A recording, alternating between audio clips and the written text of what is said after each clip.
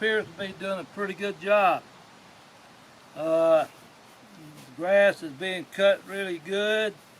I got to do a little adjusting on my deck, but got a rather large yard, as you know, and it's the first time I've cut it this year, and it's got some pretty good weeds out in there and high growth.